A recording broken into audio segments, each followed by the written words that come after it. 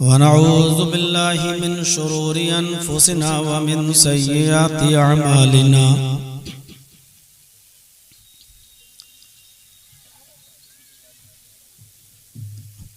मन यहदिहिल्लाहु फला मुज़िल्ल लहु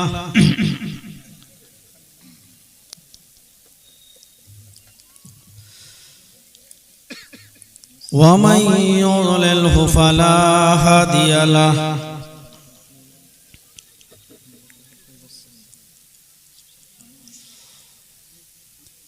व अशहदु अल्ला इलाहा इल्लल्लाह वहदहु ला शरीका लहु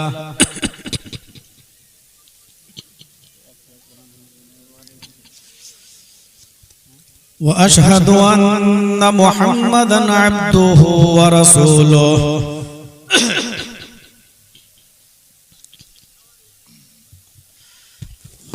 अम्मा बाद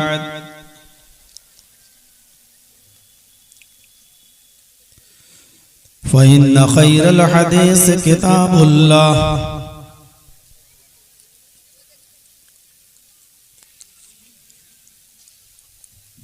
व खैरल हदी हदी मुहम्मदिन सल्लल्लाहु अलैहि वसल्लम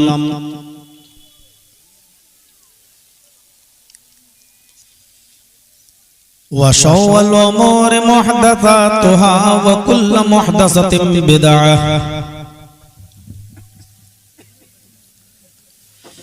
वकुल्ल बिदअतिन ज़लालह वकुल्ल ज़लालतिन फिन्नार।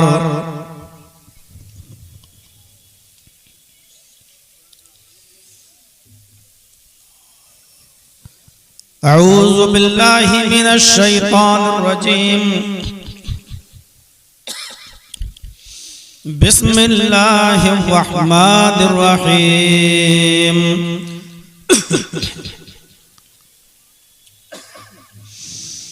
क़ुल इन काना आबाउकुम व अब्नाउकुम व इख़्वानुकुम व अज़वाजुकुम व अशीरतुकुम व अम्वालुन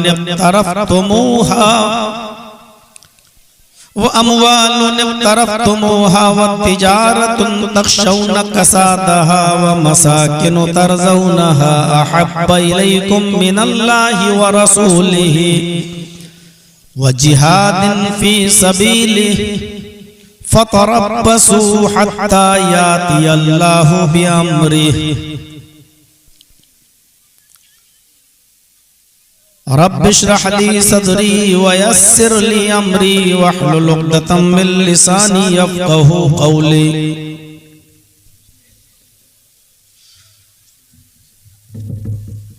स्टेज पर तशरीफ़ फरमा मुअक्कर उलमाए किराम,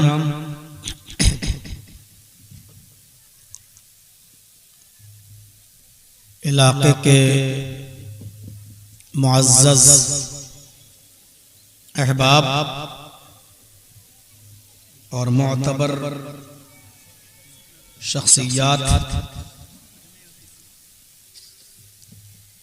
सर्दियों की इस ठंडी रात में इतनी बड़ी तादाद में यहाँ बैठकर सुनने वाले मुअज़्ज़ज़ सामईन हज़रात, इस्लामी ख़वातीन, माँ और बहनों, नौजवानों, बच्चों,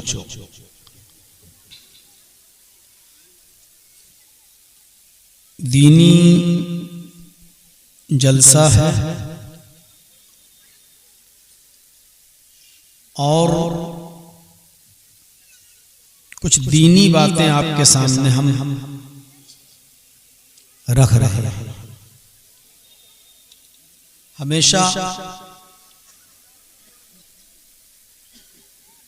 मकबूलियत उस शख्स को मिलती है जो लोगों के मिजाज को समझकर और जहां जैसे लोग जिस इलाके में रहते हैं उनको क्या चीज सुनाई जानी चाहिए, इस चीज को अगर कोई खतीब, कोई मुकर्रिर समझ ले तो वो कामयाब खतीब और कामयाब मुकर्रिर माना जाता है। केजी में पढ़ने वाले बच्चे के सामने फिजिक्स और केमिस्ट्री नहीं रखी जा सकती, क्योंकि उसकी अक्ल फिजिक्स और केमिस्ट्री को समझने के लिए नहीं। हमें आपके सामने कौन सी बातें रखनी हैं,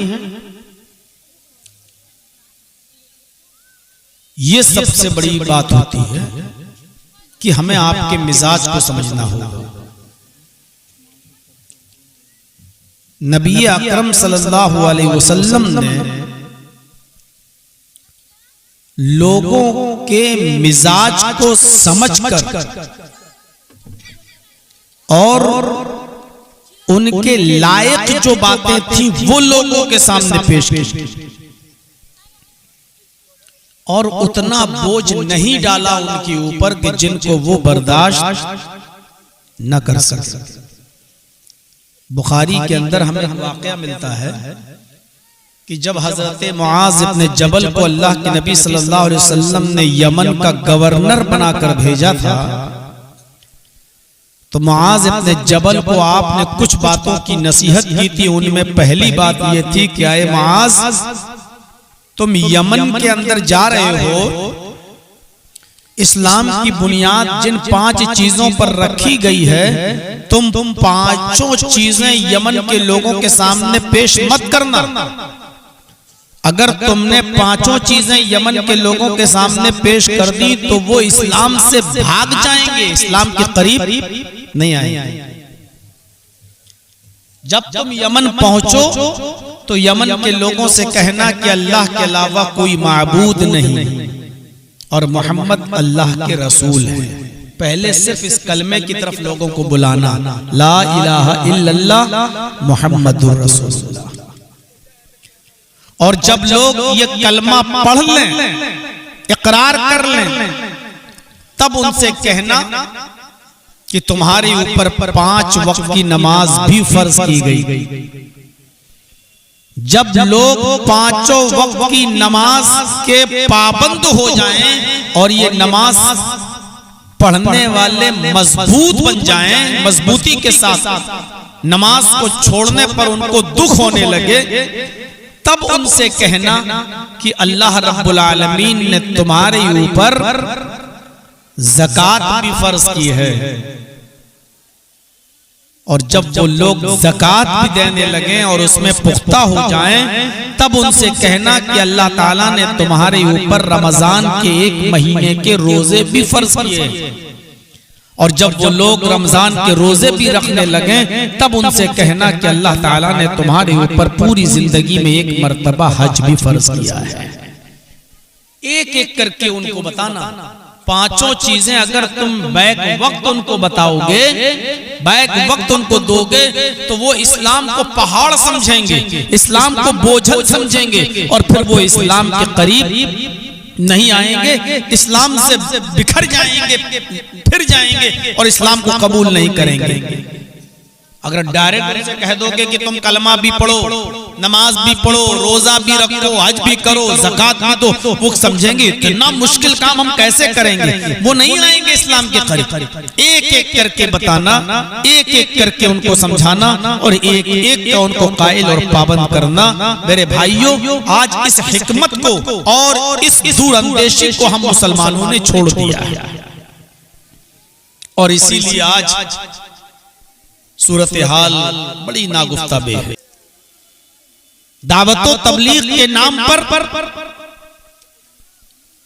इतनी बोझ लाद दिए जाते हैं, जैसे आज छोटा सा बच्चा बेचारा नर्सरी में जा पढ़ता है, केजी में पढ़ता है, यूकेजी में जाता है, इतना बच्चे का वजन नहीं है जितना भारी उसका बस्ता होगा। और बेचारा जब अपनी पीठ पर बस्ता लाद कर ले जाता है तो लगता है कि जो गाड़ी उसको लेने आती है वो ड्राइवर बेचारा उसके बस्ते को उठाता है और गाड़ी में रखता है, क्योंकि बच्चा बस्ते और किताबों और कॉपियों के बोझ से दबा जा रहा होता है। उसकी अक्ल इतने सब्जेक्ट को हासिल करने के लिए तैयारी नहीं, आज हमारे यहाँ जहालत की एक इंतहा ये है कि जैसे ही बच्चा 3 साल का हुआ हमने उसको स्कूल में भेजना शुरू कर दिया, और स्कूल वालों ने भी अपना कमाने का जरिया बनाने के लिए अलग अलग खोल रखा है। प्ले, आपका बच्चा पैदा हो तो पहले प्ले में एडमिशन दिया जाए, यहाँ खेलेगा कूदेगा, यहाँ ये माहौल दिया जाएगा, उसके बाद फिर नर्सरी में आएगा, उसके बाद फिर केजी में आएगा, उसके बाद यूकेजी में आएगा, और फर्स्ट में आने तक उसकी उम्र 6 या 7 साल की हो जाती है। मेरे भाइयों, इस्लाम के मिजाज को समझो। अल्लाह के नबी सल्लल्लाहु अलैहि वसल्लम ने बच्चे की तरबियत के लिए सबसे बेस्ट जो उम्र बताई है वो 7 साल है। फरमाया कि जब तुम्हारा बेटा 7 साल का हो जाए तो उसको मस्जिद की तरफ ले जाओ नमाज पढ़ने के लिए। 7 साल से पहले नहीं कहा कि 6 साल का हो जाए तब भी ले जाओ, 5 साल का हो जाए तब भी ले जाओ, 4 साल का हो जाए तब भी ले जाओ, ये नहीं कहा। उसके सामने नमाज पढ़ो, फर्ज नमाज मस्जिद में पढ़ो, सुन्नतें घर में पढ़ो। बच्चा जब आपको नमाज पढ़ते हुए देखेगा तो उसका शौक पैदा होगा नमाज पढ़ने का, लेकिन आप उसको नमाज के लिए 7 साल से पहले नहीं कह सकते हो। जब वो 7 साल का हो जाए तब उसको नमाज की आदत डलवाओ, अपने साथ उसको मस्जिद में ले जाओ। कभी पढ़ेगा, कभी छोड़ेगा, कभी सो जाएगा, नहीं उठेगा। लेकिन जब वो 10 साल का हो जाए और 10 साल के बाद भी वो नमाज न पढ़े तो अल्लाह के नबी फरमाते हैं कि उसको मारो। 7 साल से पहले आप उसको मार भी नहीं सकते हो। यहाँ 4 साल का बच्चा स्कूल नहीं जा रहा, अम्मा मारती है, चल स्कूल जा, पकड़ के खींच रही, वो रोते हुए जा रहा है। शरीयत के मिजाज को आज हमने नहीं समझा है। हो सकता है कि मेरी बात से जो लोग स्कूल खोले हैं और धंधे चला रहे हैं, प्ले और केजी और यूकेजी और एलकेजी, हो सकता है कि इनको बुरा लगे, लेकिन मेरे भाइयों, शरीयत के मिजाज को भी आपको समझने की जरूरत है कि अल्लाह के रसूल सल्लल्लाहु अलैहि वसल्लम कहते हैं कि बच्चे की उम्र 7 साल से पहले किसी चीज को एक्सेप्ट करने के लिए तैयारी क्या पढ़ेगा। आप भी उसको पढ़ा कहाँ रहे हैं, आप भी तो प्ले में एडमिशन ले रहे हैं, खेलेगा कूदेगा, ये करेगा वो करेगा, क्योंकि आप भी जानते हैं कि 3 साल का बच्चा अभी पढ़ने के लायक नहीं है। आप भी जानते हैं। कहा कि जब 7 साल का हो जाए तो उसको नमाज का हुक्म दो, नमाज के लिए कहो, अभी मारो भी नहीं, पढ़ेगा कभी छोड़ेगा, उसको कहो लेके जाओ। लेकिन 10 साल के बाद भी ना पढ़े तब उसको मार सकते हो, चलो नमाज पढ़ना चलो, क्योंकि 10 साल का बच्चा इतना बड़ा हो चुका है, इतना समझदार हो चुका है कि ये 3 साल जब उसकी आदत बन जाएगी, 7, 8, 9 साल, तो 10वीं साल में वो आदी हो चुका होगा नमाज पढ़ने का। तो मेरे भाइयों, हमें शरीयत के मिजाज को भी समझने की जरूरत है। हालांकि ये मेरा टॉपिक नहीं है, तो मैं बताना ये चाहता हूँ कि पहले मिजाज को समझना चाहिए कि पब्लिक कौन सी है, कैसी है, क्या समझना चाहती है, क्या सुनना चाहती है। हजरत जाफर तैयार ने जब पहले जो मुसलमानों ने हिजरत की थी हबशा की तरफ, और हबशा में जब वो ईसाई बादशाह ने जब उनको बुलाया, तुम्हारे खिलाफ शिकायत आई, तो हजरत जाफर तैयार ने जिस अंदाज से उनको खिताब किया था और जिस खूबसूरत अंदाज में उस बादशाह के सामने अपनी बात रखी थी, उसको देखकर वो आश रह गया। तो हमें ये देखना चाहिए कि आवाम क्या है, पब्लिक कौन सी है, और उनके सामने हमें कौन से जुमले इस्तेमाल करना चाहिए। आजकल मौलवी लोग अपनी काबिलियत दिखाने के लिए स्टेज पे बैठ जाएंगे और देखेंगे कि पब्लिक समझने वाली क्या, और वहां इतने उर्दू के गाढ़े जुमले इस्तेमाल करेंगे कि जो खुद मौलवियों के ऊपर से गुजर रहे हैं तो पब्लिक के ऊपर से क्या, और समझते हैं कि लोग मुझे बहुत बड़ा काबिल समझेंगे, लोग मुझे बहुत बड़ा आलिम समझेंगे। ये सबसे बड़ी जहालत है। आज हम ये नहीं समझ पाए कि आवाम सुनना क्या चाहती है और आवाम पसंद क्या करती है, और आवाम के मिजाज के मुताबिक कौन सा मौजू उनके सामने रखना चाहिए।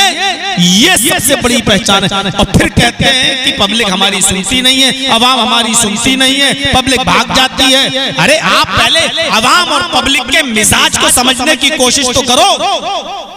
ये तो देखो कि वो सुनना क्या चाहती है, वो आई किस लिए है और वो कौन सी चीज का मुतालबा कर रही है आपसे। तो मेरे भाइयों, ये सबसे बड़ी अक्लमंदी है कि हम ये समझें कि आज हमें इस इलाके में क्या बोलना है, बंबई जाएं तो क्या बोलना है, मलेशिया जाएं तो क्या बोलना है, हैदराबाद जाएं तो क्या बोलना है, सऊदीया जाएं तो वहां क्या मिजाज है। जो लोगों के मिजाज को समझकर अगर गुफ्तगू करने वाला बन जाए तो फिर ये नौबत ही ना आए। मेरे प्यारे साथियों, इस चीज को समझिए। इसलिए मैंने आपके सामने आज जो टॉपिक मैं उठाना चाहता हूं वो है हम रसूलुल्लाह सल्लल्लाहु अलैहि वसल्लम के मकाम को, मर्तबे को समझें और ये समझने की कोशिश करें कि मोहब्बत कहते किसको है। यहाँ जितने बैठे हैं, जितने सब हम और आप सब मुसलमान हैं मेरे भाइयों, और किसी को भी खड़ा करके पूछो कि आप रसूलुल्लाह को मानते हैं या नहीं मानते, तो कोई भी ऐसा नहीं होगा जो ये कहे कि हम अल्लाह के रसूल को नहीं मानते। सब मानते हैं। और पूछो रसूल से मोहब्बत है या नहीं, तो सब कहेंगे कि हाँ हमें रसूल से मोहब्बत है।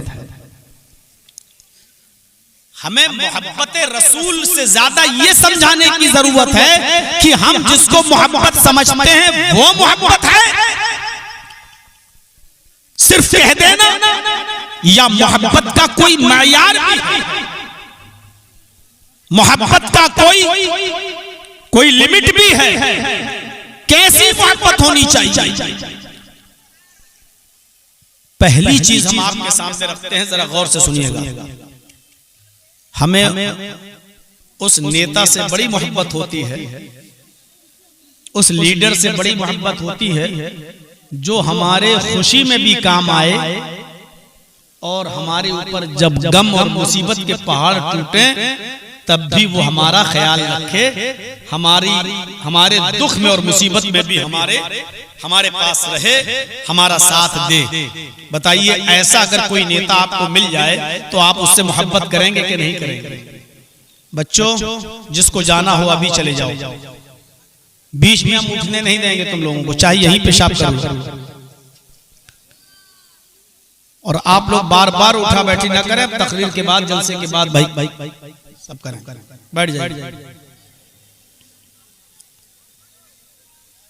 जो भी आपका लीडर है, हम नहीं जानते आपके इलाके में कौन हारा कौन जीता, एक मिसाल में दे रहा हूं, जो आपके खुशी में भी आपके काम आए, आपके बेटे की बेटी की शादी हो रही है, आपने दावत दी, वो आ रहा है, आपके अकीका हो रहा, आपने दावत दी, वो आ रहा है, आपका बच्चा MBBS डॉक्टर बन गया, आप खुशी में उसको बुला रहे हैं, वो आपकी खुशी में आ रहा है, आपका बेटा बीमार हो गया है और आपकी पहुंच हॉस्पिटल तक नहीं है लेकिन विधायक की पहुंच है, ऐसे मौके पर वो आपके घर आ रहा है और आपके बच्चे को, आपके बेटे को, आपकी बेटी को, आपकी बीवी को लेटर लिखकर हॉस्पिटल तक एडमिट भी करा रहा है। जो आपके दुख में और मुसीबत में काम आए और आपकी खुशी और आपके सुख में भी आपके काम आए, तो ऐसे लीडर से आप मोहब्बत करते हैं और करना भी चाहिए। लेकिन ऐसा नेता हमें मिलता कहां है? खुशी में तो हमारे साथ आ जाता है, लेकिन गम और दुख जब हमें पहुंचता है तब वो हमारा साथ कितना खड़ा है ये हम पहचानने की कोशिश करते हैं। खुद मौलाना जर्जीस जो आपके सामने बोल रहे हैं, वो भी दुख और मुसीबत कर चुके हैं, उस वक्त पहचानने की कोशिश की थी कि कौन अपना है और कौन पराया है। आपके सामने भी ये मामला आता होगा, आप भी देखते होंगे कि मुसीबत में और दुख में कौन मेरा है और कौन मेरा नहीं। नबी अकरम सल्लल्लाहु अलैहि वसल्लम मुसीबत में भी हमारे साथ हैं और गम में भी हमारे साथ हैं और खुशी और मसरत में भी हमारे साथ हैं। इसलिए सबसे ज्यादा मोहब्बत की मुस्तहिक जात मोहम्मद रसूलुल्लाह की। गम और मुसीबत कैसे? अल्लाह के नबी सल्लल्लाहु अलैहि वसल्लम को अल्लाह ताला ने एक दुआ दी कि मांगो क्या मांगते हो, जो मांगोगे तुम्हें दिया जाएगा। मैं तुम्हारी कोई दुआ सुनूं ना सुन, लेकिन एक दुआ तुम्हारी मर्जी के मुताबिक मैं तुम्हारी जरूर सुनूंगा। बोलो क्या चाहिए, क्या मांगते हो? अल्लाह ने हर नबी को एक दुआ का इख्तियार दिया। हदीस के अल्फाज है, कुल्लु नबिय्यिन दावतुन, कुल्लु नबिय्यिन दावतुन। अल्लाह ताला ने हर एक नबी से कहा एक दुआ तुम्हारी हम जरूर सुनेंगे।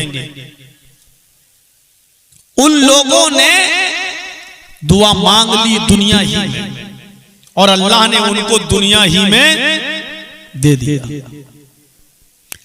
जब नबी अकरम इस दुनिया में आए तो अल्लाह ने कहा, है मोहम्मद सल्लल्लाहु अलैहि वसल्लम आपको भी इख्तियार है, क्या चाहते हो दुनिया में बताओ, जो भी तुम मांगोगे मैं तुम्हें दूंगा, बताओ। हजरत आयशा कहने लगी, अरे अल्लाह के रसूल मांगिए, क्या मांगते हो? अल्लाह ने इख्तियार दिया है, हमारे घर में 2-2 महीने चूल्हा नहीं जलता, खाना नहीं बनता, सुबह खा लो तो भूखे और भूखे शाम को खा लो तो सुबह भूखा। अरे अल्लाह के रसूल अल्लाह से मांग लीजिए जो मांगना है। अल्लाह के नबी फरमाते हैं, आयशा अल्लाह ताला ने मुझे इख्तियार दिया है, मैं जो चाहूं अल्लाह मुझे दे देगा। यहां तक कि अगर मैं अल्लाह से ये कहूं कि अल्लाह इस ओहद पहाड़ को तू मेरे लिए सोने का पहाड़ बना दे, ये ओहद पहाड़ जो है, आय अल्लाह इस पहाड़ को तू मेरे लिए सोने का पहाड़ बना दे, तो कसम है उस जात की जिसके कब्जे में मेरी जान है, अल्लाह इस पहाड़ को मेरे लिए सोने का पहाड़ भी बना देगा। मैं जहां चलूंगा ये पहाड़ मेरे साथ भी चलेगा, मैं जहां रुक जाऊंगा ये पहाड़ भी मेरे साथ रुक जाएगा। अल्लाह इस पहाड़ को सोने का बनाकर मेरे ताबे कर देगा, लेकिन मैं अल्लाह से इस पहाड़ को सोने का बनाने के लिए नहीं कहूंगा।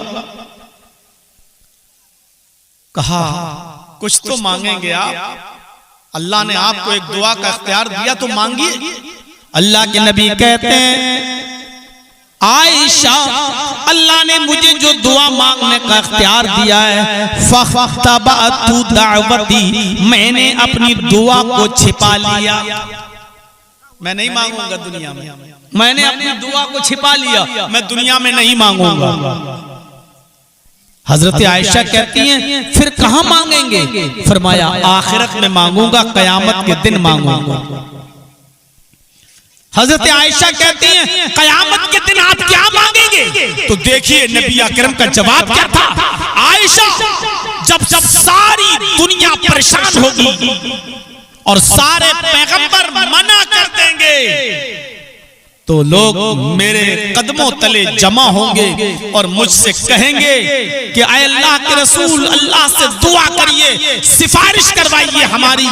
मेरी उम्मत नफसी नफसी कर रही होगी, परेशानी के आलम में होगी और जहन्नम के किनारे पे खड़ी होगी। अपने गुनाहों की वजह से अल्लाह उनको जहन्नम में डालने का हुक्म देने वाला होगा।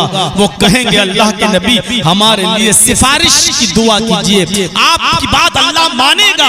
अल्लाह के नबी फरमाते हैं, आयशा जब मेरी उम्मत मुसीबत के आलम में होगी, दुख की घड़ी होगी मेरी उम्मत पर, उस वक्त मैं अपनी उम्मत के लिए अल्लाह से शिफाअत कराऊंगा और उनके लिए सिफारिश कराऊंगा।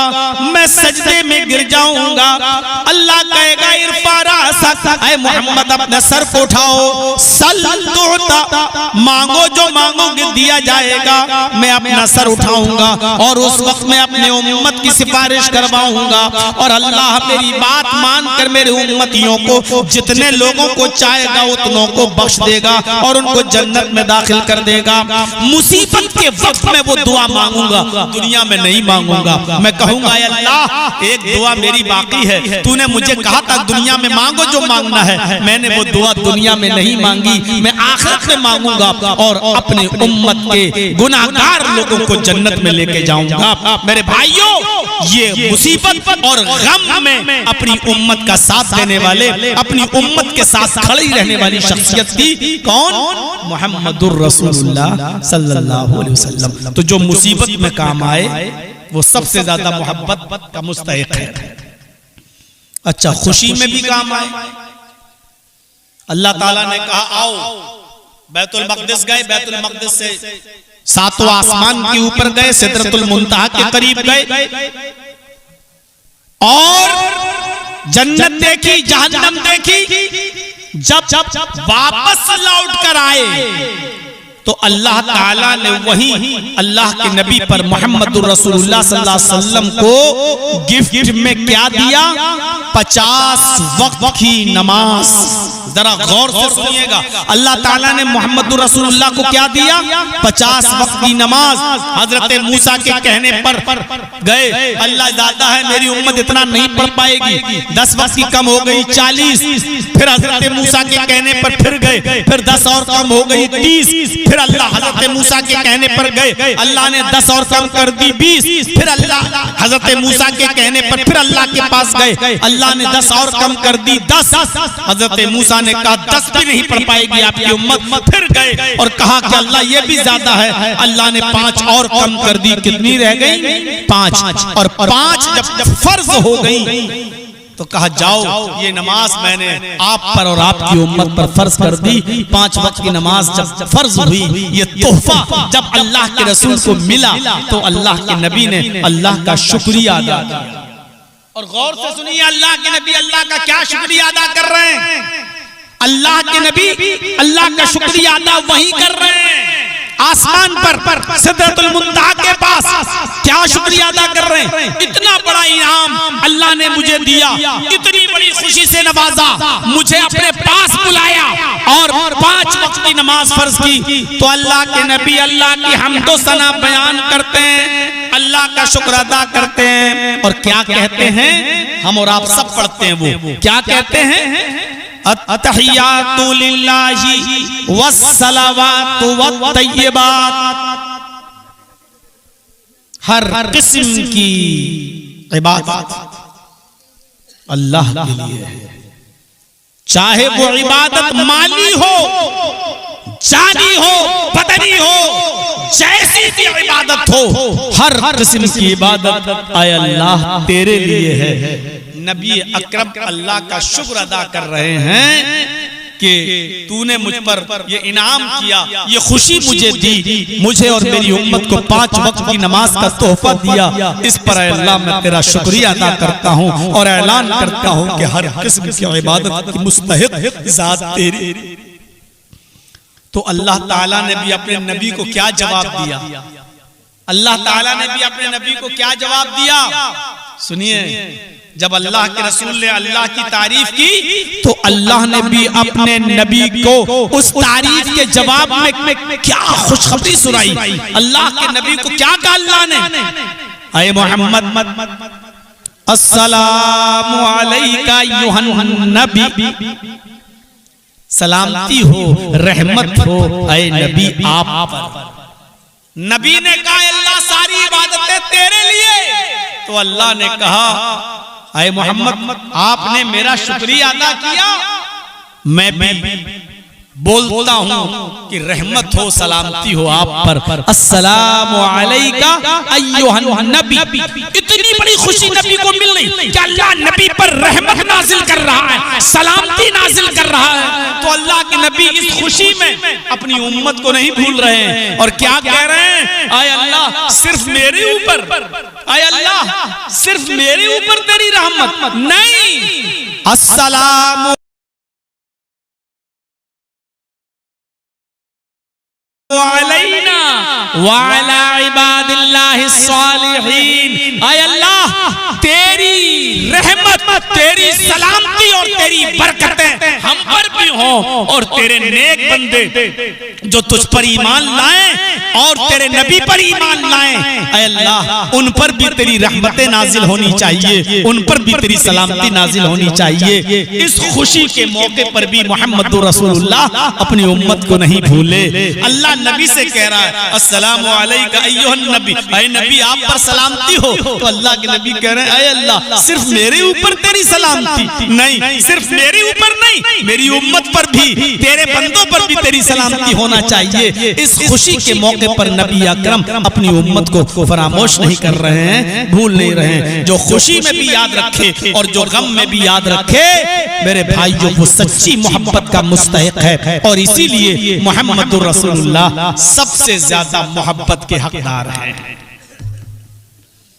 एक तमहीद बांधने के बाद मोहब्बत कैसी?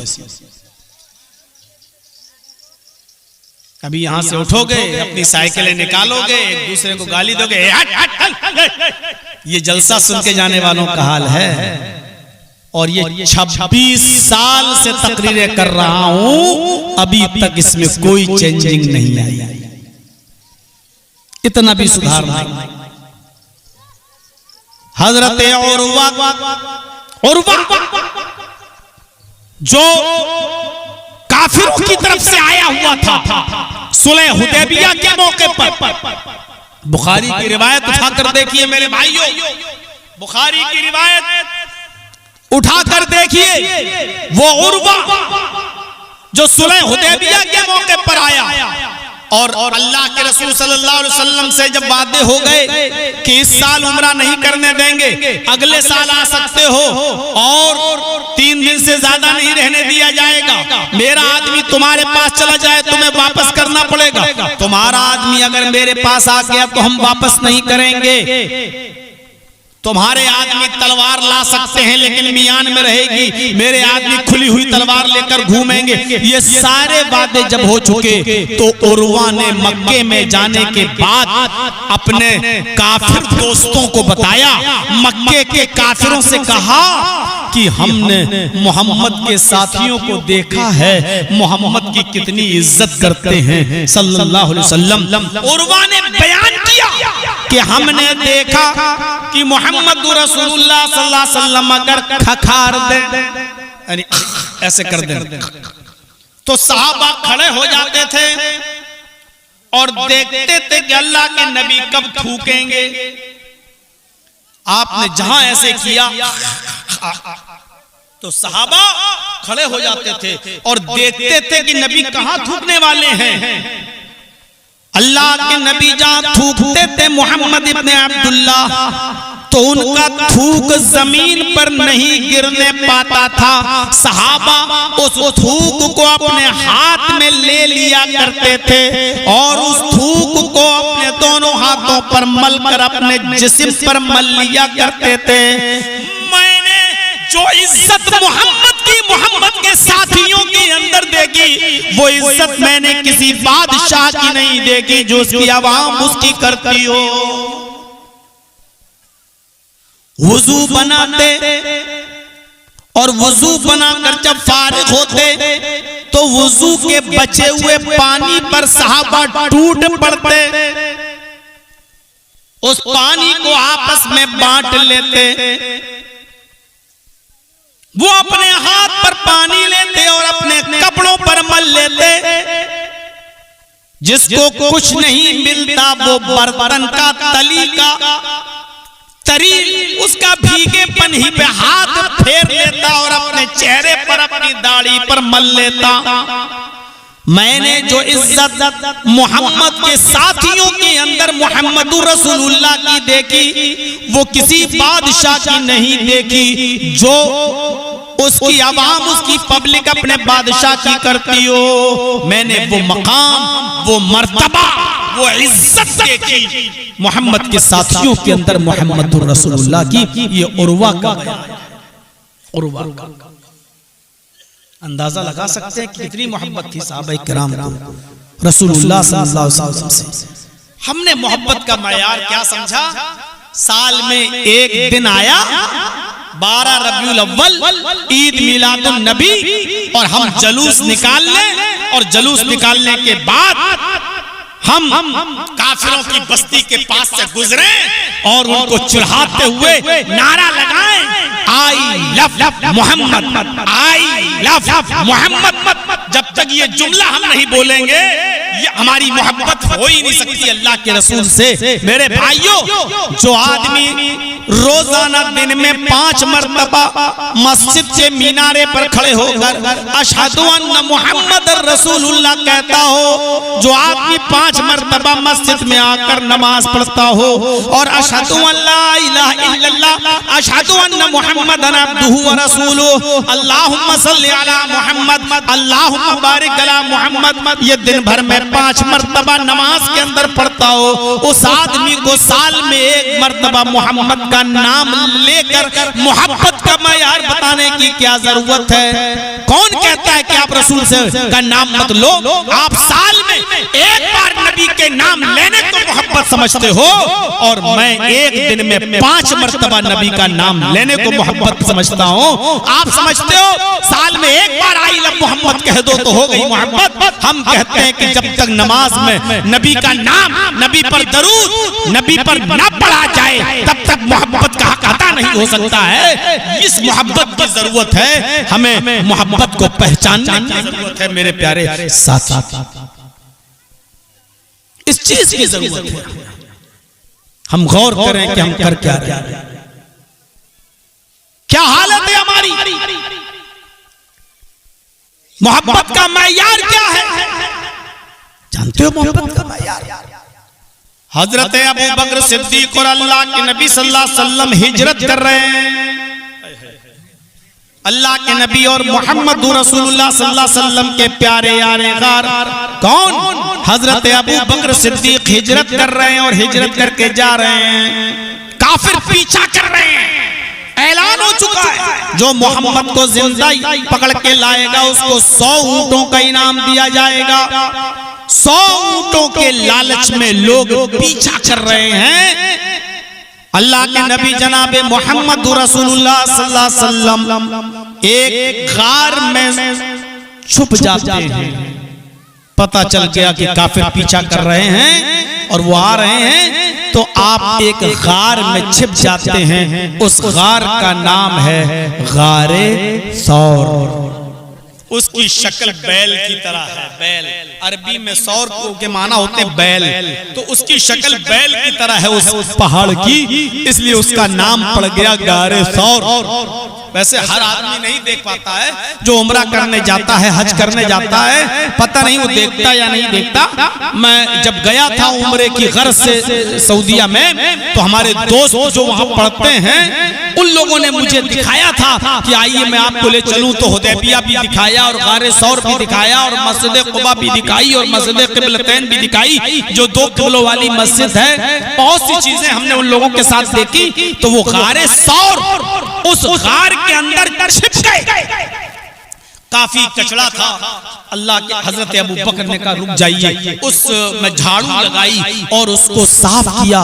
उस गार के अंदर बहुत से सुराख थे और उन सुराखों में खतरनाक जानवर थे, सांप बिच्छू जैसी चीजें। तो हजरत अबू बकर ने अपना कपड़ा फाड़ा और उसके टुकड़े किए और उन टुकड़ों से उस सुराख को बंद कर दिया। जितने सुराख नजर आए उन सुराखों को बंद कर दिया। अब कोई सांप कोई बिच्छू नहीं निकलेगा। कहा चलिए अब क्या करें, क्या अभी तो काफिर आ चुके हैं और पहाड़ तक भी पहुंच चुके हैं, यहीं पर आराम कर लेते हैं। तो अल्लाह के नबी सल्लल्लाहु अलैहि वसल्लम ने कहा अरे अबू बकर चलो तुम बैठ जाओ। अबू बकर बैठ गए और ये हिस्सा जो होता रान जिसको कहते हैं, अल्लाह के नबी लेट गए और अपना सर अबू बकर की रान पर रख लिया। अबू बकर की रान पर रख लिया और सो गए। थके हुए थे, सो गए। अबू बकर की नजर पड़ी उस गार में, तो क्या देखते हैं कि एक सांप निकल आया। एक गार का सुराख खुला रह गया और वहां से एक बिच्छू या सांप, और वो अबू बकर सिद्दीक ऐसे पैर फैलाए हुए थे और अल्लाह के रसूल ये रान पर उनकी अबू बकर की रान पर सर रखे हुए थे। वो बिच्छू आया और उस बिच्छू ने अबू बकर सिद्दीक के पैर में काटना शुरू कर दिया। डंक मारना शुरू कर दिया। बिच्छू का डंक कितना खतरनाक और जहरीला होता है, जिन लोगों को मारा होगा वो अच्छी तरीके से समझते होंगे उसकी तकलीफ को। बिच्छू डंक पे डंक मार रहा है, लेकिन अबू बकर सिद्दीक अपना पैर नहीं हिला रहे हैं। क्यों? क्योंकि मेरे पैर पर, रान पर मोहम्मद रसूलुल्लाह का सर है।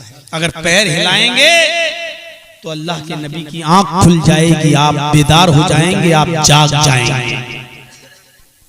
अपने पैर को बिच्छू और सांप के सामने फैलाए हुए वो डंक मार रहा, लेकिन अबू बकर सिद्दीक पैर नहीं समेट रहे हैं कि मोहम्मद रसूलुल्लाह की कहीं आंख न खुल जाए।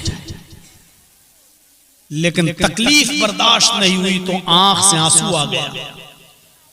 जब आंख से आंसू आया तो आंसू का एक कतरा अबू बकर सिद्दीक की आंख से निकलकर नबी के चेहरे पर टपक गया, अल्लाह के रसूल के गाल पर गिरा। गरम आंसू के कतरे ने मोहम्मद रसूलुल्लाह को बेदार कर दिया। आप उठ गए, आपने देखा अबू बकर रो रहे हैं तो आप उठकर बैठ गए। आपने कहा, क्या हुआ अबू बकर,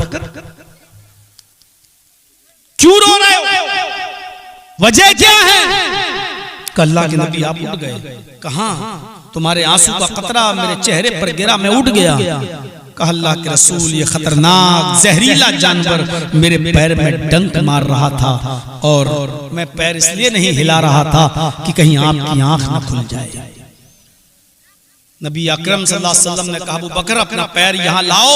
अल्लाह के नबी सल्लल्लाहु अलैहि वसल्लम ने उस पैर को पकड़ा और अपना लुआब, ये थूक जो था, उसको लेकर आपने उस जगह पर लगा दिया जहां वो बिच्छू डंक मार रहा था, उस जगह लगा दिया।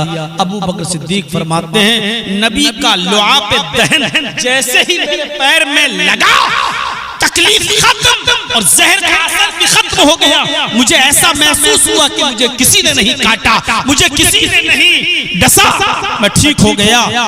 ठीक हो गया वो अलग बात, लेकिन मेरे भाइयों, मोहब्बत का तकाजा ये था कि नबी की आंख न खुल जाए, इसलिए पैर नहीं हिला रहे हैं। ये थी मोहब्बत अपने रसूल से। क्या आपको कभी एहसास होता है हम अपने समाज में नबी की कितनी नाफरमानी करते हैं, अपने मुआशरे में नबी की शरीयत की कितनी नाफरमानी करते हैं? क़यामत के दिन हमारे नबी को कितनी तकलीफ होगी सुनकर कि ये उम्मत मेरे बताए हुए रास्ते से भटक गई थी और हमारी नाफरमानी करती थी। कभी सोचा आपने? अबू बकर सिद्दीक तो नबी अकरम सल्लल्लाहु अलैहि वसल्लम का सर अपनी रान पर रखे रहे और पैर तक नहीं हिलाया। ये मोहब्बत का कौन सा तकाजा था, ये मोहब्बत का कौन सा मायार था, और आज हमारे पास कौन सी मोहब्बत है? हम जरा अंदाजा लगाएं। एक मोहब्बत ये भी है,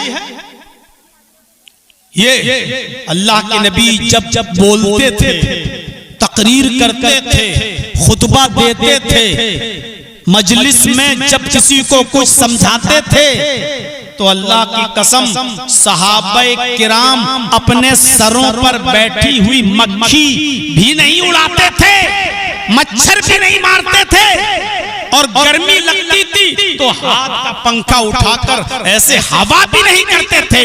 ये तो हमारे दिल गुर्दे हैं, ये तो हमारे कलेजे हैं कि कुरान पढ़ा जाए, हदीसें सुनाई जाए और हम इन जलसों में उठें, बैठें, जब चाहे तब हम आके घुस जाएं और जब चाहे तब यहाँ से उठकर हम महफिल छोड़ के चले जाएं। ये तो हमारे दिल गुर्दे और कलेजे हैं, क्योंकि ना हमें कुरान का अदब आता है, ना हमें हदीस का अदब आता है, हमने ये सीखा ही नहीं है। मौलाना साहब, आप तो 26 साल से आ रहे हो, आपसे पहले भी लोग 80-80 साल के बुढ़े हमें समझाते रहे, हमने उनकी बात नहीं मानी, आपकी बात कहां से मान लें?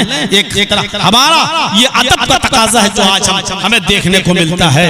मेरे भाइयों, तसव्वुर करिए, हजरते अबू बकर सिद्दीक ने अपना पैर दिया, काफिरों ने प्लान बना लिया, आज की रात हम मोहम्मद पर हमला करेंगे। कहो सल्लल्लाहु अलैहि वसल्लम। काफिरों ने कहा, आज हम सब मिलकर नबी अकरम पर हमला कर देंगे और सब मिलकर करेंगे ताकि मोहम्मद का कत्ल का इल्जाम किसी एक कबीले पर ना आए, सारे कबीलों पर आए। और मोहम्मद के चचा अबू तालिब फिर और सारे लोगों से मिलकर अपना, इतने कबीलों से न लड़ सके, मोहम्मद के चाहने वाले इतने कबीलों का मुकाबला नहीं कर सकेंगे, इसलिए सारे कबीले के लोग मिलकर हमला करेंगे मोहम्मद सल्लल्लाहु अलैहि वसल्लम पर। अल्लाह ताला ने जिब्राइल को भेजकर काफिरों की साजिश से आगाह कर दिया और हुक्म दे दिया कि आप अपना कमरा, अपना रूम छोड़कर निकल जाइए।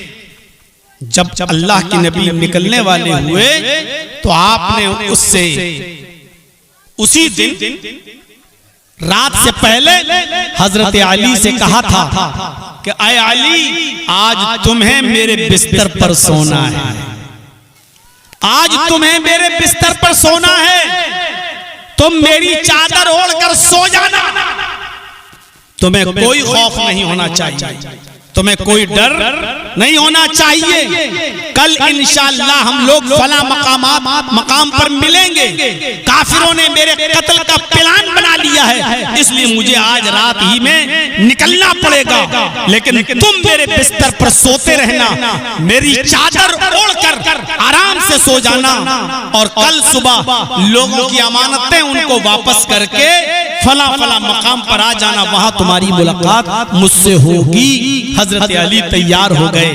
गौर कीजिए, ये नहीं कहा अच्छा आप ये चाहते हैं कि आप तो बच जाएं और हम मारे जाएं, अपनी चादर ओढ़कर अपने कमरे में मुझे सोने के लिए कह रहे हैं। हजरत अली ने कहा ठीक है अल्लाह के रसूल, मैं आपके बिस्तर पर आपकी चादर ओढ़कर सो जाऊंगा। हजरत अली को अपनी चादर उड़ा दी, सो गए।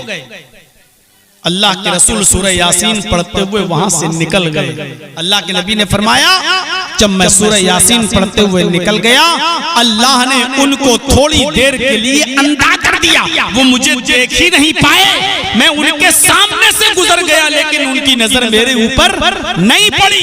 और जब काफी रात गुजर गई तब उन लोगों ने सोचा अब हमला करने का सही वक्त है, अब चलो और मोहम्मद रसूलुल्लाह पर हमला कर दो, न रहेगा बांस न बजेगी बांसुरी। सब लोग दरवाजा तोड़ के अंदर घुस गए, और जैसे अंदर घुसे तो देखा कि कोई है चादर ओढ़ के सो रहा है, वो समझे ये मोहम्मद रसूलुल्लाह हैं। उन्होंने चादर उठाई ताकि सब एकदम हमला कर दें। जैसे ही चादर हटाई क्या देखा कि ये तो मोहम्मद रसूलुल्लाह नहीं हजरत अली हैं। रुक गए लोग, ये तो अबू तालिब के बेटे हैं, हम तो भतीजे को मारने आए थे, ये तो बेटे हैं, इनसे हमारी कोई दुश्मनी नहीं। रुको, पूछा अली कहाँ है मोहम्मद? कहा वो तो चले गए। कहाँ? उनको जहाँ जाना था वो चले गए। तुम्हारे प्लान और तुम्हारे मंसूबे को अल्लाह तबारक व तआला ने बता दिया था हमारे नबी को, वो समझ गए और चले गए, मुझे छोड़ गए ताकि हम लोगों की अमानतें वापस कर दें। सर पे हाथ मारने लगे वो लोग। लो हमला नाकाम हुआ।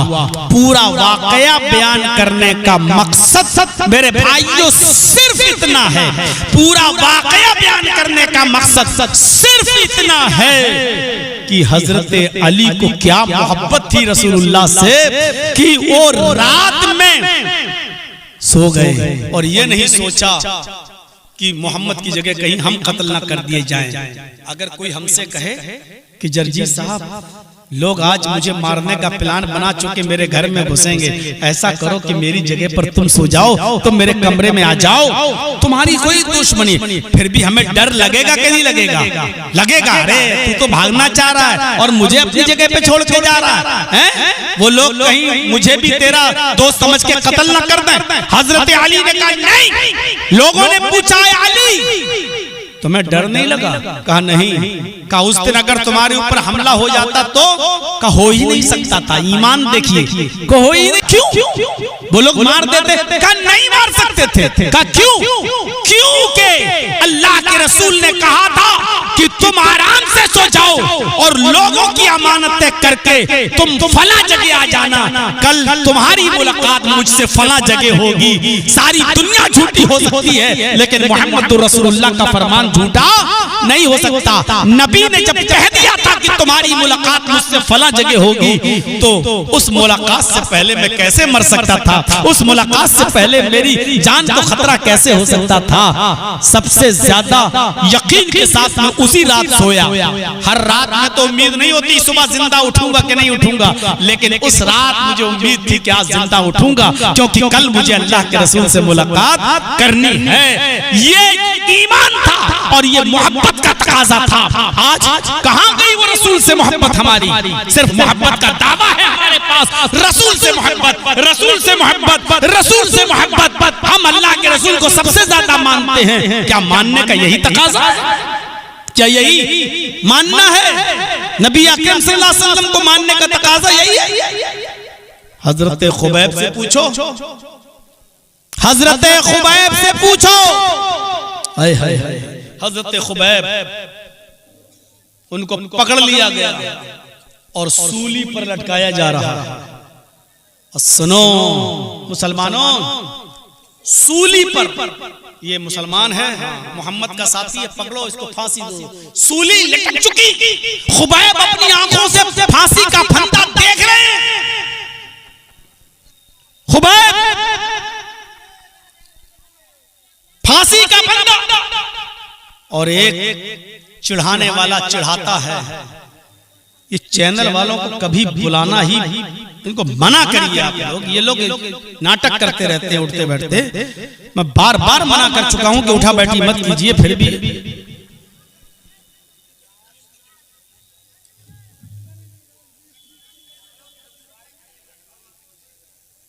चादर तो ऐसे उड़ी है, कोई आपा जान भी नहीं उड़ती होंगी ऐसे चादर। उठ के भाग रहा और सामने हम बैठ जाते हैं, उठ के जाते सामने फांसी का फंदा लटका हुआ है। और किसी चढ़ाने वाले ने कहा, आए खुबैब, आज तो तुम्हें भी अच्छा लग रहा होगा। जवाब देखिए, खुबैब, आज तक तुम्हें भी अच्छा लग रहा होगा, काश मोहम्मद फंस जाते और मैं बच जाता, मोहम्मद सूली पे रखते और मैं बच जाता, मेरी जान छोड़ दी जाती तो कितना अच्छा होता। हजरत खुबैब फांसी का फंदा देख रहे हैं और मुस्कुरा रहे हैं, और मुस्कुरा कर क्या कहते हैं, तुम मोहम्मद रसूलुल्लाह की फांसी की बात कर रहे हो? अल्लाह की कसम, अगर मोहम्मद रसूलुल्लाह को मेरे सामने ले आओ और लकड़ी का एक कांटा यहाँ से उठाकर, लकड़ी का एक कांटा यहाँ से उठाकर ये कहो कि ये कांटा मुझे मोहम्मद के पैर में चुभो लेने दो। सुनो नौजवानों, क्या कहा खुबैब ने? अगर नबी यहाँ आ जाए और लकड़ी का एक कांटा लाकर ये कहो कि ये कांटा मुझे मोहम्मद के पैर में चुभो लेने दो, मैं तुम्हें छोड़ दूंगा, तुम्हारी जान नहीं लूंगा, तुम्हें फांसी पे नहीं लटकाऊंगा, तो कसम है उस जात की जिसके कब्जे में मेरी जान है, मैं अपनी जान को बचाने के लिए मोहम्मद रसूलुल्लाह के पैर में कांटा भी चुभना गवारा नहीं करूंगा। मैं चाहूंगा कि मेरी जान चली जाए, लेकिन मोहम्मद के पैर में कांटा भी न चुभने पाए सल्लल्लाहु अलैहि वसल्लम। ये मोहब्बत का कौन सा मयार था यार? आज अगर कोई कह दे, मेरा बेटा मुझसे कह दे कि ठीक है, कोई कहे कि तुम्हारे बाप को मैं छोड़ दूंगा, सिर्फ कांटा चुप हो लेने दो, तो हम तो फौरन कह देंगे, चाहे बेटा हो, अरे भाई बड़ी तकलीफ से छोटी तकलीफ बेहतर है। और होता है, डॉक्टर बेटे को इंजेक्शन लगाता है, ब्लड निकालता है, खून चेक करता है, बाप अपने बेटे को समझाता है। क्यों? इसलिए कि वो जानता है कि ये तकलीफ ही उसकी सेहत आगे सेहत पहुंचाएगी और तंदुरुस्त बनाएगी। थोड़ी सी तकलीफ के बाद बड़ी तकलीफ से तो हमारा बेटा बच जाएगा, हमारा बाप बच जाएगा, हमारी माँ बच जाएगी। मेरे प्यारे साथियों, जरा गौर तो करें हम और आप। अंदाजा लगाओ खुबैब क्या कह रहे हैं, मैं मोहम्मद के पैर में कांटा भी नहीं चुभने दूंगा अपनी जान बचाने के लिए। अच्छा, तब ठीक है, तैयार हो जाओ, तैयार हो जाओ फांसी के लिए। कहा मैं तैयार हूं। जब फांसी के फंदे पर ले जाया गया, सूली पर लटकाने के लिए ले जाया गया खुबैब को, तो कहा गया खुबैब कोई आखिरी तमन्ना है, कोई आखिरी आरज़ू है? हमसे पूछा जाए आखिरी तमन्ना क्या है तो हम कहेंगे बाप से मिलना है, माँ से मिलना है, बेटे से मिलना है, बेटी से मिलना है, हमें ये वसीयत करना है। और खुबैब से पूछा गया खुबैब तेरी आखिरी तमन्ना क्या है, तेरी आखिरी आरज़ू क्या है? हजरत खुबैब जवाब देते हैं कि अगर मेरी आखिरी तमन्ना तुम्हें पूरी करना है, आखिरी ख्वाहिश पूरी करना है तो मुझे 2 रकात नफिल पढ़ने का मौका दे दो, 2 रकात नमाज पढ़ने का मौका दे दो। उन्होंने कहा अरे इसको नमाज पढ़ लेने दो, इतना तो रहम करो इसके ऊपर, आखिरी तमन्ना में नमाज पढ़ना चाहता है तो जाओ पढ़ लो नमाज। हजरत खुबैब ने बहुत जल्दी हल्की हल्की 2 सूरतें पढ़ी और बहुत छोटी और मुख्तसर नमाज पढ़ी और फांसी के फंदे पर सूली के पास आ गए। उन्होंने कहा बड़ी जल्दी नमाज पढ़ ली तुमने? यानी वो भी जानते थे काफिर नमाज कितने इत्मीनान से पढ़ते हैं ये सहाबा मोहम्मद के मानने वाले। उन काफिरों को लगा कि खुबैब ने बहुत जल्दी नमाज पढ़ ली। कहा तुमने बड़ी जल्दी नमाज पढ़ ली? खुबैब इसका जवाब देते हैं कि हाँ मैंने बहुत मुख्तसर नमाज पढ़ी, इसलिए पढ़ी, लंबी नमाज मैंने इसलिए नहीं पढ़ी ताकि तुम ये न समझने लगो कि खुबैब मौत के डर से लंबी नमाज पढ़ रहा है, मरने के डर से लंबी नमाज पढ़ रहा है। और मेरी जल्दी नमाज पढ़ने की वजह ये है कि मैं अपने रब से मुलाकात करने जा रहा हूँ, तो जितनी देर तू मुझे फांसी देने में लगा रहा है उतनी देर मुझे रब से मुलाकात करने में लग रही है। तू जितनी जल्दी मुझे सूली दे देगा मेरी मुलाकात मेरे रब से उतनी जल्दी हो जाएगी। क्या ईमान था। सूली दे दी गई, फांसी के फंदे पे लटका दिया गया और उनकी रूह भी कब्ज़ हो गई। वो हम नहीं बताएंगे, बहुत और आगे लंबा वाक़या है कि उनकी लाश को उतारा गया तो जमीन पर गिरने भी नहीं पाई और फरिश्ते उठा कर ले गए। मेरे भाइयों वो फिर दूसरा लंबा वाक़या हो जाएगा, उस तरफ जाएंगे तो हम मुझे सिर्फ बताने का मकसद यह है कि नमाज जल्दी पढ़ना, इसलिए कि इनको ये डाउट न हो, शक न हो कि मैं मौत के डर से लंबी नमाज पढ़ रहा हूँ, और ये कहना कि मैं तो ये भी पसंद नहीं करता कि मोहम्मद के पैर में कांटा चुभे और बदले में मेरी जान बच जाए। मैं ये पसंद करूंगा कि मेरी जान चली जाए लेकिन रसूल के पैर में कांटा भी न चुभे। ये मोहब्बत थी मोहम्मद रसूलुल्लाह से सहाबा की। एक हम एक बात बताइए, आपका बच्चा खो जाए और हमें मिल जाए और बच्चा आपको जानता भी हो, पहचानता भी हो, और हम आपके बच्चे को अपने घर रख लें और खूब पालें पोसें और बड़ा करें, अच्छे से अच्छा खिलाएं। आपके यहाँ वो झोपड़ी में रहा, मेरे यहाँ एसी में रहेगा। आपके यहाँ उसको पंखा मिला, हमारे यहाँ एसी में। आपके यहाँ उसको दाल मिलती, हमारे यहाँ उसको गोश्त मिला। हमने उसके लिए कोई कमी नहीं रखी। आपने उसको नाश्ते में मुढ़ी और चूड़ा और दही दिया, हमने उसको बटर और मक्खन से पाला। याद सारी नेमतें उसके सामने हमने रख दी और पाल पोस कर बड़ा भी कर दिया। 12-13 साल का हो गया, 8 साल का था जब मुझे मिला, 12 साल का हो गया जब वो आपसे मिला। जब आप अपने बच्चे से मिलेंगे और कहेंगे कि बेटा तुम मुझे पहचानते हो, और बेटा कह दे कि हाँ आप तो मेरे अब्बू हैं, आप मेरे चाचा हैं, बेटा मैं तुम्हें लेने आया, तो ईमानदारी के साथ बताइए वो बेटा अपने बाप को और अपने चचा को पहचानने के बाद हमें छोड़कर अपने माँ बाप के साथ जाएगा या नहीं जाएगा? वो चीख पड़ेगा कि मुझे जो भी मिलता था मिले, लेकिन मैं रहूंगा अपने बाप के साथ, मैं रहूंगा अपने फैमिली के साथ। आपका बहुत बहुत शुक्रिया जो आपने मेरा ख्याल रखा, लेकिन मैं अपने बाप को और अपने चचा को नहीं छोड़ सकता, मैं अपने गांव को नहीं छोड़ सकता। लोग सऊदीया में 20-20 साल गुजार देते हैं, लेकिन उसके बाद भी उनका दिल अपने गांव में लगा होता है और वो चाहते हैं कि ईद के मौके पर काश मैं अपने बच्चों के साथ होता, काश मैं अपने गांव में होता। मेरे भाइयों, दिल अपने गांव की तरफ तरफ अपने इलाके की तरफ लटका हुआ रहता है हमेशा।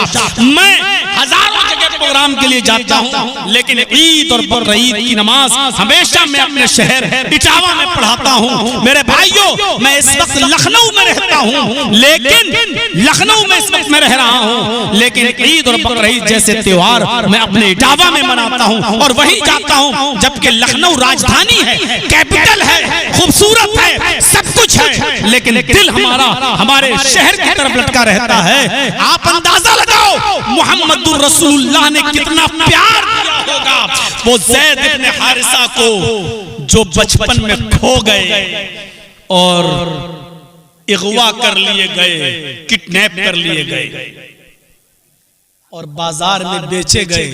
उनको हकीम इब्न हिजाम ने खरीद लिया। फिर हकीम इब्न हिजाम ने उनको हजरत खदीजा को बेच दिया और जब अल्लाह के रसूल ने हजरत खदीजा से निकाह किया तो हजरत खदीजा ने अपना खरीदा हुआ गुलाम मोहम्मद रसूलुल्लाह को खिदमत के लिए दे दिया। वो ज़ैद इब्न हारिसा जो नबी की सोहबत में पलते रहे, बढ़ते रहे और खाते रहे और पीते रहे, एक दिन उनके चचा को और उनके बाप को पता चला कि हमारा बेटा तो मक्के में मोहम्मद के पास है। तो वो लोग अपने बेटे को लेने के लिए मक्का पहुंचे और जब मक्का आए तो अल्लाह के नबी से कहने लगे कि आए मोहम्मद इब्न अब्दुल्ला, आपकी अमानतदारी का बहुत चर्चा सुना है, तारीफ सुनी है। आपने कहा आने का मकसद बताओ। आने का मकसद यह है कि मेरा बेटा आपके पास है। कहा कौन? कहा ज़ैद इब्न हारिसा। आपने कहा वो तुम्हारा बेटा है? कहा हाँ, अगवा कर लिया गया था बचपन में और उसको बेच दिया गया था। हकीम इब्न हिजाम ने खरीद लिया, फिर खदीजा ने खरीद लिया और जब आपसे शादी हुई खदीजा की तो खदीजा ने आपको दे दिया। ऐ अल्लाह के नबी, मेरे बेटे की तरबियत पर, उसकी परवरिश पर जितना खर्च हुआ है हम पूरा खर्च देने के लिए तैयार हैं आपको, लेकिन मेरा बेटा मेरे हवाले कर दो। एक बाप की तड़प थी, एक बाप जज्बा था। मेरे भाइयों, अल्लाह के नबी ने कहा घबराओ नहीं, तुम अपना बेटा लेकर जाओगे, हम कोई कीमत नहीं लेंगे अगर वो तुम्हारा बेटा है, लेकिन एक शर्त है मेरी। का क्या? मैं उसको बुलाता हूँ, अगर वो तुम्हें पहचान गया कि तुम उसके बाप हो और ये उसका चचा है तो मैं उस बच्चे को छोड़ दूंगा। हाँ, एक बात याद रखना, अगर वो तुम्हारे साथ खुशी खुशी जाएगा तब तो हम दे देंगे, लेकिन अगर वो मुझे न छोड़ना चाहे और तुम्हारे साथ खुद अपनी मर्जी से न जाना चाहे तो फिर मैं जबरदस्ती उस बच्चे को तुम्हारे हवाले नहीं करूंगा। उन्होंने कहा फैसला बहुत अच्छा किया आपने, आप हमसे कोई कीमत नहीं लेंगे। आपने कहा मैं कुछ नहीं लूंगा, लेकिन तुम्हारे साथ जाएगा तो मैं रोकूंगा नहीं, लेकिन मेरे साथ रहना चाहेगा तो जबरदस्ती मैं तुम्हें दूंगा नहीं। कहा ठीक है। वो समझ रहे थे कि अपने बाप के साथ नहीं जाएगा बेटा, गुलामी कब तक करता रहेगा, वो जरूर मेरे साथ जाएगा और मेरे घर का आराम उसको मिलेगा। बुलाया, ज़ैद इधर आओ। ज़ैद आए। अल्लाह के नबी ने पूछा, ज़ैद ये दोनों को तुम पहचानते हो? ज़ैद ने देखा और देखते ही मुस्कुराकर कहा हाँ आए अल्लाह के नबी, मैं इन दोनों को पहचानता हूँ। कहा कौन है? कहा ये मेरे अब्बू हैं, ये मेरे चचा हैं। पहचान? अच्छा जानते हो? कहा ये अब्बू हैं, ये चचा। आए ज़ैद, ये तुम्हें लेने के लिए आए हैं, इनको पता नहीं था कि तुम हमारे पास हो, इनको आज पता चला तो ये लेने के लिए आए हैं और मेरी तरफ से कोई जबरदस्ती नहीं है। मैं तुम्हें इन दोनों के हवाले कर रहा हूँ। अब तुम इन दोनों के साथ अपने घर चले जाओ, अपने माँ बाप से मिलो और अपने घर में रहो, मैं तुम्हें रोकूंगा नहीं। जाओ, बहुत दिन तुमने हमारी खिदमत कर ली, अब अपने माँ बाप के साथ जाओ। हजरत ज़ैद की आंखों में आंसू आ गए और रोते हुए कहने लगे कि अल्लाह के नबी, हम आपको छोड़कर नहीं जाएंगे। आए अल्लाह के नबी, हम आपको छोड़कर किसी कीमत पर नहीं जाएंगे। बाप ने कहा बेटे, क्या तुम आजादी पर गुलामी को तरजीह दोगे? मेरे घर में तुम्हें आजादी मिलेगी, यहाँ तुम्हें मोहम्मद की गुलामी में रहना पड़ेगा क्योंकि तुम गुलाम हो। ज़ैद ने कहा आए मेरे अब्बू, गुलाम होकर भी मोहम्मदुर रसूलुल्लाह ने मेरे साथ वो सलूक किया है जो एक सगा बाप भी अपनी औलाद के साथ नहीं कर सकता है।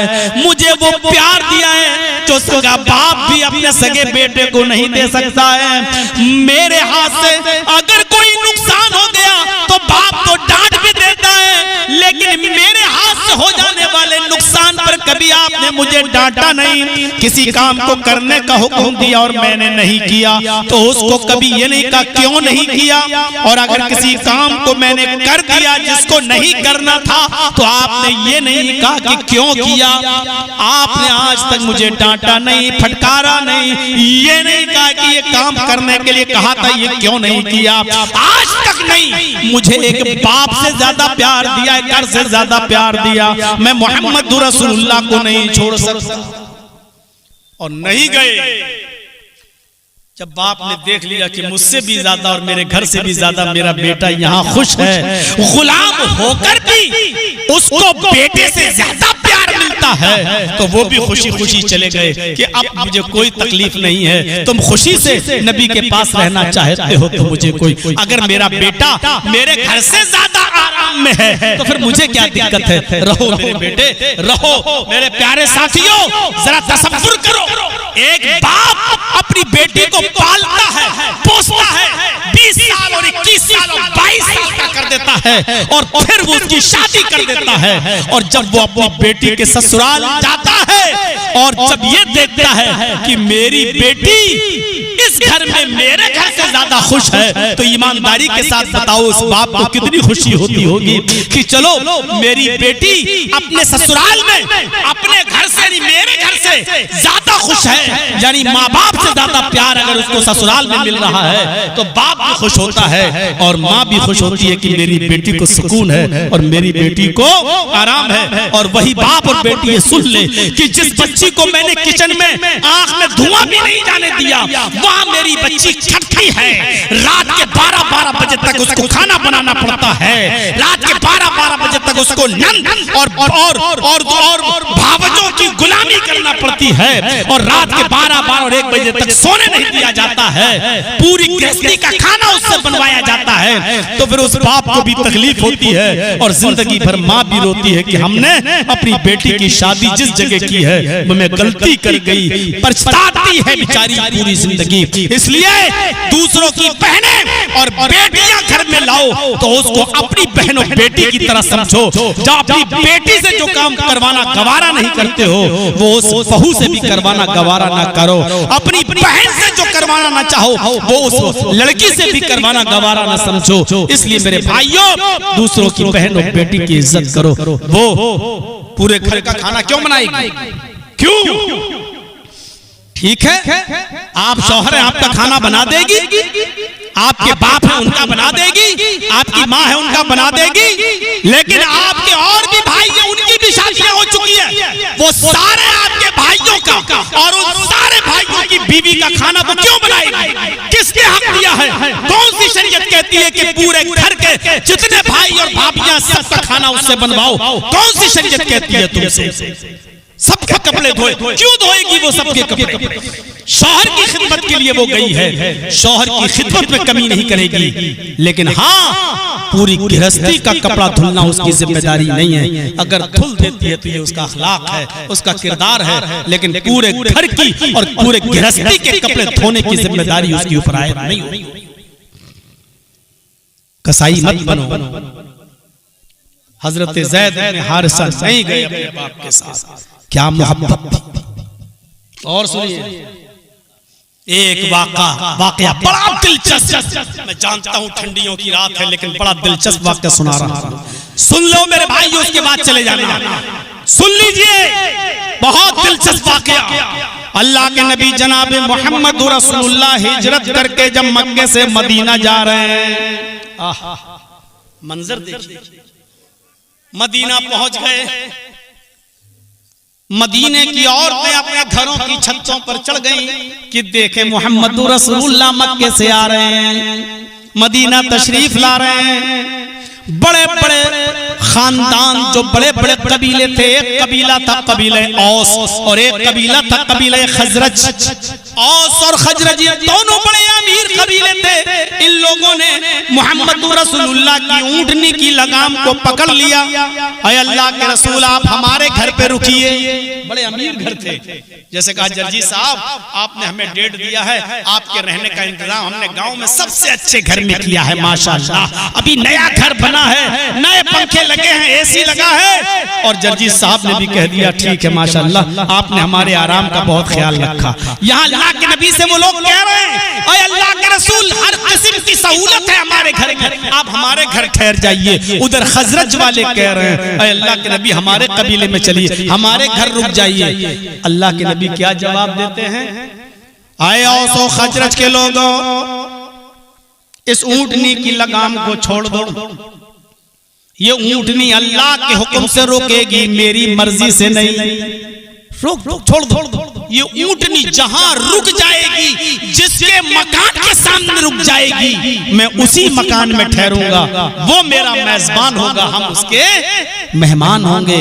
अल्लाह के नबी औस और खजरज को छोड़ते हुए और आगे बढ़े। मदीने की औरतें छतों पे चढ़ के ये मंजर देख रही हैं। जैसे हमारे और आपके यहाँ जब कोई बारात जाती है और दूल्हा घोड़े पर बैठा हो, तो घर पे औरतें भी चढ़कर दूल्हा को देखने लगती हैं। देखें दूल्हा कैसा है, देखें उसकी पर्सनालिटी क्या है। ऐसे ही अल्लाह के नबी मक्के से मदीना आ रहे हैं, मदीने में दाखिल हो चुके हैं।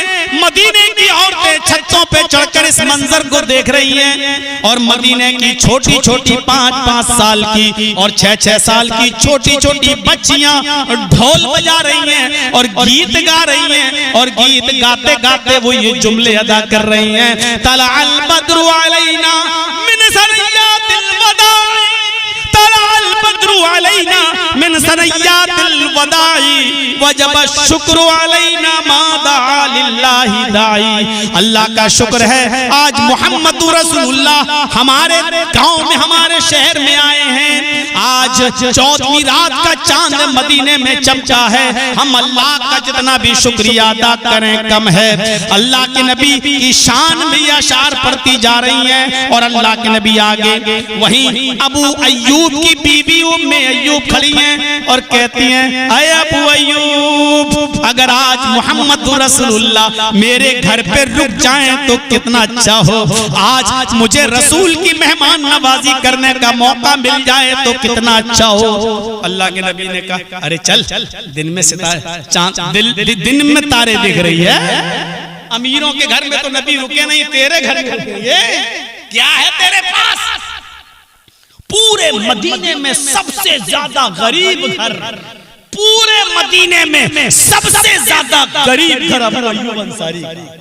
और उनकी बीवी कह रही है कि अल्लाह के रसूल अगर मेरे घर रुक जाए तो कितना अच्छा हो। एक गरीब को भी मोहब्बत ये थी कि रसूल हमारे घर रुक। अल्लाह के नबी अबू अय्यूब कहते हैं, अरे चल, दिन में तारे दिख रही है, अमीरों के घर में तो रुक नहीं रहे, तेरे घर में रुकेंगे। अरे जा। उम्मे अय्यूब कहती है ठीक है। अंदर घुस गई, कुएं से पानी खींचा, वुजू बनाया, घर में 2 रकात नफिल पढ़ी, हाथ उठाकर दुआ करती है, इलाहुल आलमीन, अमीरों को तो तू बहुत कुछ दे चुका है, इस गरीब घर को मोहम्मद रसूलुल्लाह की मेजबानी सौंप दे, मुझे मेजबान बना दे, मोहम्मद रसूलुल्लाह को मेरा मेहमान बना दे। अगर आज मोहम्मद रसूलुल्लाह की मेजबानी मुझे मिल जाए तो तेरी रहमत में क्या कमी आ जाएगी, तेरा क्या बिगड़ जाएगा। उम्मे अय्यूब दुआ कर रही है, दिल से जो आह निकलती है वो अथर रखती है, पर नहीं ताकत परवाज़ मगर रखती है।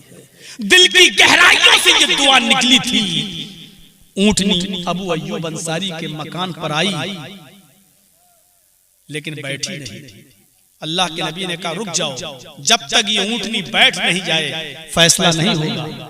ऊंटनी आई, रुकी और आगे। अबू अय्यूब ने कहा उम्मे अय्यूब तेरी दुआ मांगना बेकार, ऊंटनी तो तेरे दरवाजे पर रुक कर फिर आगे बढ़ गई। उम्मे अय्यूब की दुआ में रवानी आ गई। आय अल्लाह, ऊंटनी मेरे घर के दरवाजे पर आकर रुक सकती है तो बैठ क्यों नहीं सकती, और रुक कर आगे बढ़ सकती है तो पलट के वापस क्यों नहीं आ सकती।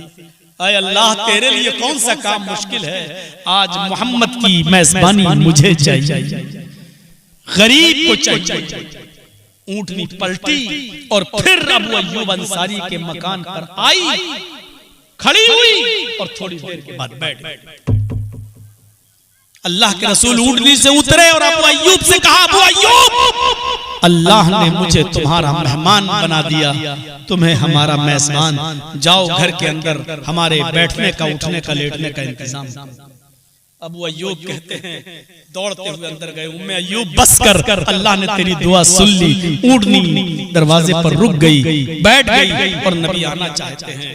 उम्मे अय्यूब कहती है थोड़ा सा टाइम ले लो अल्लाह के रसूल से, बस मैं अभी इंतजाम करती हूँ। फिर 2 रकात और पढ़ती है। कहा अब क्यों पढ़ रही हो?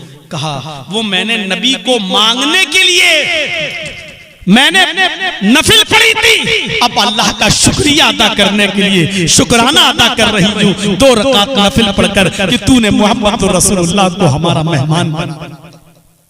2 रकात पढ़ती है और फिर नीचे कुछ बिछाती है, इंतजाम करती है, ऊपर चली जाती है। अल्लाह के नबी नीचे रहने लगे, वो ऊपर। गौर करें, अब अल्लाह के नबी सल्लल्लाहु अलैहि वसल्लम को इन लोगों ने कहा कि आप ऊपर रहिए। फिर उठाकर अबू अय्यूब अंसारी और उम्मे अय्यूब नबी अकरम सल्लल्लाहु अलैहि वसल्लम को ऊपर लेकर, यही कमरा था, कच्चा ये था और एक ऊपर की छत थी, बस ऊपर बिठा दिया।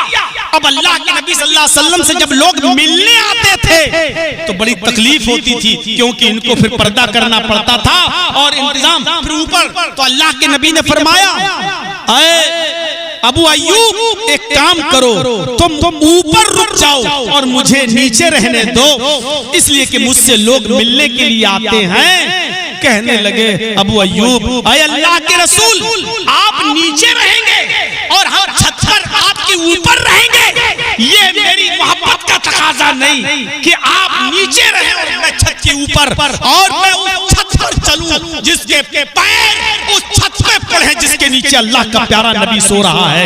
नहीं, अय अल्लाह के रसूल, हमसे ऐसा नहीं होगा। आपने बहुत गुजारिश की और कहा कि नहीं, अय अबू अय्यूब, मुझे नीचे रखो क्योंकि मुझसे लोग मिलने आते हैं और तुम्हें परेशानी होती है, तुम और उम्मे अय्यूब ऊपर चले जाओ। बहरहाल अबू अय्यूब ने फिर बात मानी और अल्लाह के रसूल को नीचे रख दिया और ऊपर ये दोनों रहने लगे। एक दिन की बात है, रात में हजरत अबू अय्यूब अंसारी उठे और घड़े से, मटके से टकरा गए। पानी का बड़ा मटका था, उससे टकरा गए, मटका फूट गया और पानी छत के ऊपर आ गया। अब पानी छत से टपके ना और कहीं मोहम्मद रसूलुल्लाह को परेशानी ना हो। ये दोनों सर्दियों की रात में अबू अय्यूब अंसारी और उम्मे अय्यूब जो लिहाफ ओढ़े हुए थे सर्दियों में, इन दोनों ने वो लिहाफ उठाया और पूरा का पूरा लिहाफ उस पानी पर डाल दिया ताकि छत पर पड़ा हुआ ये पानी ये लिहाफ जज्ब कर ले और पानी नीचे न टपकने पाए, कहीं मोहम्मद रसूलुल्लाह को तकलीफ न हो। पानी लिहाफ में जज्ब हो गया, लिहाफ तो भीग गया। ये दोनों सख्त सर्दी में ठिठुरते रहे और बैठे रहे। अल्लाह ताला ने ये पूरा वाकया अपने नबी जनाब मोहम्मद रसूलुल्लाह को बजरिए वही बता दिया। अल्लाह के नबी सल्लल्लाहु अलैहि वसल्लम इस मोहब्बत को देखे पूरा वाकया बताने का मेरा भाइयों मकसद ये था कि इतना भी गवारा नहीं कि मेरे नबी के ऊपर पानी का एक कतरा भी सख्त सर्दियों में गिर जाए। अपना लिहाफ पानी पे डाल दिया और पानी को जज्ब कर लिया। पूरी रात सर्दी में बैठे रहे, लेकिन मोहम्मद रसूलुल्लाह के ऊपर पानी का एक कतरा भी नहीं गिरने दिया।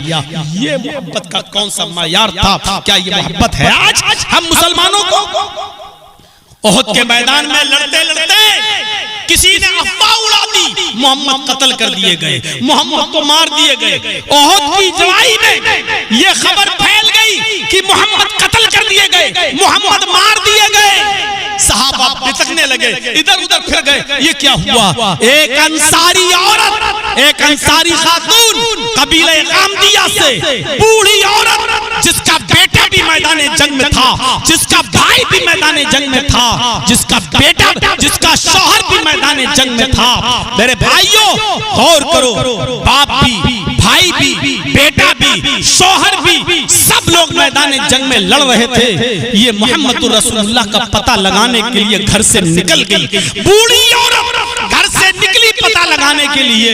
एक नौजवान मिला, कहने लगी, नौजवान मैंने सुना है कि मोहम्मद रसूलुल्लाह कत्ल कर दिए गए, क्या ये खबर सही है?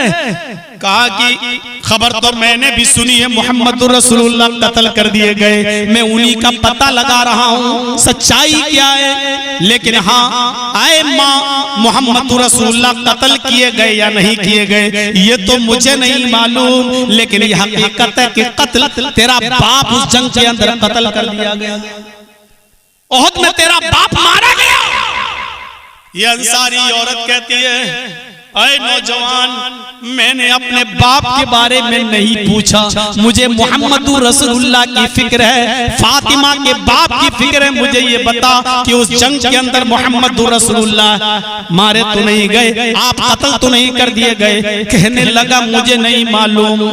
फिर आगे बढ़ती है, जिस सहाबी को देखती उसको पकड़ लेती और कहती मैदान जंग में सुना है मोहम्मद कत्ल कर दिए गए, क्या ये अफवाह है या सही बात है? वो सहाबी कहता, माँ मुझे नहीं मालूम कि जंग के अंदर नबी का क्या हाल है, जो तूने सुना वो मैंने भी सुना, लेकिन ये सच है कि जंग के अंदर तेरा भाई कत्ल कर दिया गया।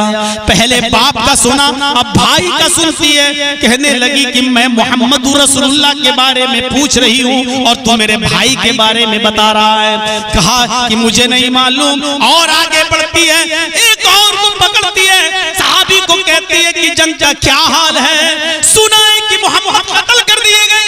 वो कहती है, वो कहता है सहाबी कि मुझे नहीं मालूम, जो तूने सुना वो मैंने सुना, लेकिन ये सच है कि जंग के अंदर तेरा बेटा कत्ल कर दिया गया है। चीखती है, मेरे बेटे के बारे में बता रहे हो? कोई बाप के बारे में बता रहा है, कोई बेटे के बारे में, कोई भाई के बारे में, मुझे मोहम्मद रसूलुल्लाह के बारे में कोई नहीं बता रहा है।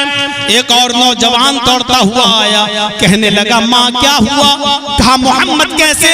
सुना है कि मोहम्मद कत्ल कर दिए गए। उस नौजवान ने बताया, नहीं नहीं माँ ये गलत खबर है, मोहम्मद कत्ल नहीं किए गए हैं, मैं अभी देख कर आया हूँ, मोहम्मद रसूलुल्लाह खेमे में मौजूद हैं, सही सलामत है, लेकिन माँ जंग के अंदर तेरा शौहर कत्ल कर दिया गया है। बाप भी, भाई भी, बेटा भी, और अब सुना कि तेरा शौहर भी।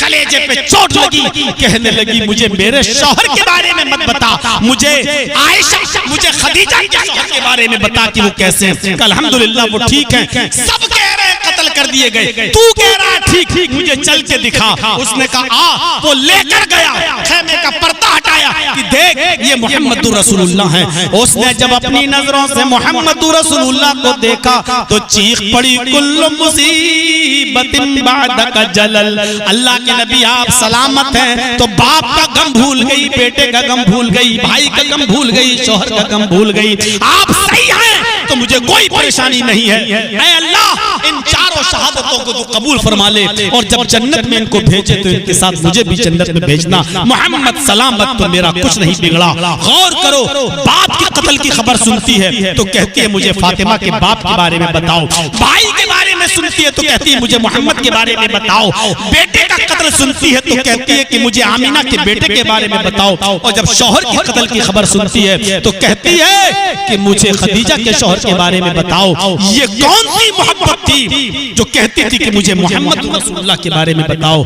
ये था मोहब्बत का जज्बा जो आज हमारे और आपके पास नहीं है। इसलिए मेरे प्यारे साथियों, ठंडी और सर्दियों की इस रात में आप इतनी देर बैठ गए, बहुत कुर्बानी आपने दे दी है। हालांकि मेरे बाद भी एक मुकर्रिर है मौलाना सिराज साहब, वो आपके सामने खिताब करेंगे, लेकिन 5 मिनट के लिए मैं आपके पास बैठा हूं और आपसे इस मस्जिद के लिए ताउन मांगता हूं। मोहब्बत रसूल पर आपने पूरा खिताब सुना, अब ये देखता हूं कि रसूल की मोहब्बत पर खिताब सुनने के बाद आपके ऊपर क्या असर पड़ा और आप इस मस्जिद के लिए मेरे हाथ पर क्या ताउन देना चाहते हैं। अल्लाह से दुआ करता हूं कि बारे अल्लाह हमारे अंदर भी रसूल की मोहब्बत पैदा फरमा दे और रसूल से मोहब्बत करने का जज्बा हमारे अंदर भी फरमा दे। जब तक तू हमें जिंदा रख, इस्लाम पे जिंदा रखना, और जब हमारा खात्मा हो तो ईमान पर खात्मा फरमाना। वमा अलैना इल्लल बलागुल मुबीन व आखिरु दावाना अनिल हम्दुलिल्लाहि रब्बिल आलमीन। सलामु अलैकुम व रहमतुल्लाहि व बरकातुहू।